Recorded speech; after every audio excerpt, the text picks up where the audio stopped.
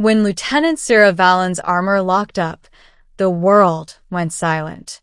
The exosuit that had saved her in countless battles now became her tomb.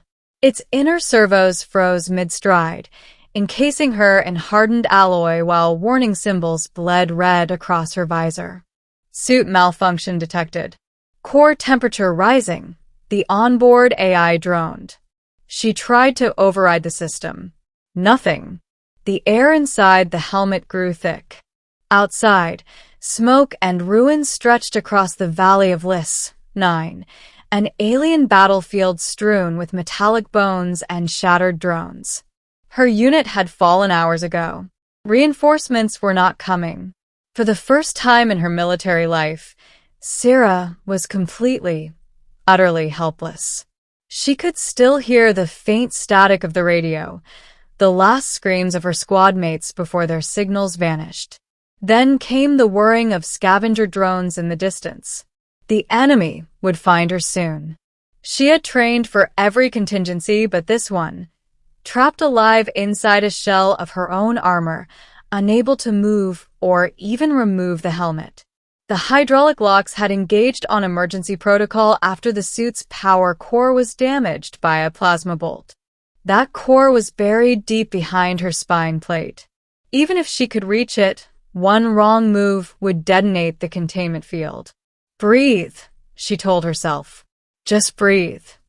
But her breath came shallow. Condensation fogged her visor. Hours passed. The crimson sky darkened. The twin suns dipped below the broken horizon. And then movement. Through the blur of her visor, she caught sight of a figure climbing over the ridge. It wasn't armored. It was an enemy. It was human but not a soldier. The man stumbled closer, wrapped in torn civilian gear, carrying a battered pack and what looked like a scanner cobbled together from spare tech. His beard was frost-streaked, his steps uneven, but his eyes, when he saw her, widened with shock and awe. He approached cautiously, raising his hands. "Hey, you alive in there?" Her comms were dead, but she could see his lips move. She tried to shift, to respond. The servos groaned but refused. The man winced at the metallic whine and crouched beside her. "Don't freak out," he muttered, setting down his tools. "I'm gonna help. Maybe. I think." She wanted to laugh, but her throat was dry. The stranger ran his hands along the armor's joints, searching for access ports. "Old model Valem KIV," he murmured. "Haven't seen one of these since the fall of Europa." He found the back panel, where the core hummed faintly. "You're overheating, huh? Okay, let's not blow you up." He began to work, carefully prying open small maintenance seals, muttering to himself like a mechanic fixing a stubborn engine. He didn't know that her neural interface was still active, that every vibration felt like a jolt of lightning through her spine. After several minutes, he sighed. "You soldiers and your toys. Everything's got 10 locks and a self-destruct just in case someone like me tries to help." Then, with no plan left, he reached out, fingers brushing a small circular node near her waist. Click. The suit suddenly hissed, releasing steam. Every joint unlocked at once. The armor slumped forward, her body collapsing into his arms. He caught her awkwardly, blinking in disbelief as the once impenetrable warrior now lay limp against him. She gasped, the first full breath she'd taken in hours. "Don't move," he said quickly. "You're burning up." Her visor flickered. Then it cleared, revealing her face. Pale, streaked with sweat, and framed by dark hair. Her eyes met his. "Who are you?" she managed to whisper. He gave a crooked smile. "Name's Kale. I fix broken things." "You looked pretty broken." They sheltered in a derelict bunker that night. Kale scavenged a heat source from broken drones and shared a ration bar that tasted like dust. Sarah's body trembled as she shed the last plates of armor. Each piece landed with a heavy metallic thud. She felt exposed without it, like stepping out of her own skin. "You're a long way from any base," Kale said, examining a cracked dated chip he'd pulled from her arm module. "This valley's off all maps." "We were ambushed," she murmured. "Command thought the drones were retreating." "They weren't." "Yeah. "They never do." He looked up then, studying her expression, the hardened stare of someone who'd seen too much. "Guess you're not used to being saved by a janitor," he said lightly. "Guess not," she replied, almost smiling. For hours, they spoke in low tones. She told him about the war that had turned colonies into graveyards. He told her about scavenging wrecks for tech and staying alive between raids. And slowly, something unspoken formed, a fragile warmth in that cold bunker. By morning, the storm had passed, leaving pale light over the ruins. Sierra awoke to find Kale tinkering with her armor again. "You're rebuilding it?" she asked. "Trying to stabilize the core," he said. "It could still be useful. Maybe I can turn it into a portable generator." She frowned. "That's classified tech." He chuckled.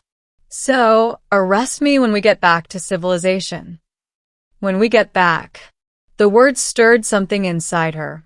Hope, maybe. But before she could answer, a shriek echoed through the valley. Enemy drones, 3 of them, descending fast. Kale froze. "They must have tracked your beacon." Sierra grabbed her rifle, half-functional, and loaded a single plasma cell. "Hide behind the bunker. If they spot you." "Not a chance," he said, crouching beside her. "You saved me from dying of boredom. I'm not leaving." She gave him a quick look, half gratitude, half warning, and aimed. The drones fired first. Energy bolts ripped across the field, slamming into stone. Sierra ducked behind cover, returning precise shots. One drone went down, spiraling into fire. The others advanced. Kale, thinking fast, grabbed a metal shard from the wrecked suit and jammed it into an old power conduit. Sparks erupted. The surge leapt through the ground, frying one drone midair. The last one targeted him. Before he could react, Sierra lunged, taking the hit meant for him. The plasma blast tore through her shoulder plate. She fell, gasping. He screamed her name, then seized the same tool he'd used before, jamming it into the drone's underbelly. It exploded, showering both of them with smoke and shrapnel. When the silence returned, Kale crawled to her side. Her armor hissed again, damaged but intact. "Still fixing broken things," she whispered, blood staining her lip. He laughed shakily. "You're welcome." By nightfall, they rested again, the firelight flickering against steel. Sierra's wound had been sealed with medgel.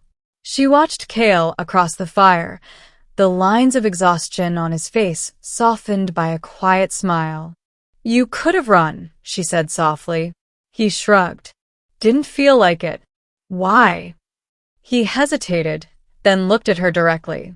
"Because you looked at me like I wasn't supposed to be here, and somehow I wanted to prove that I was." She didn't know what to say. So she reached out, fingertips brushing his wrist, the same hand that had freed her. He froze, then smiled again, smaller this time. The silence between them was gentle. Days later, they began their trek toward the extraction beacon. Together, they crossed ruined roads and frozen rivers, scavenging food, sharing stories, laughing when they could. The closer they got, the harder it became for Sierra to ignore the truth. Once they reached a base, he'd vanished back into the chaos of refugees and salvage crews.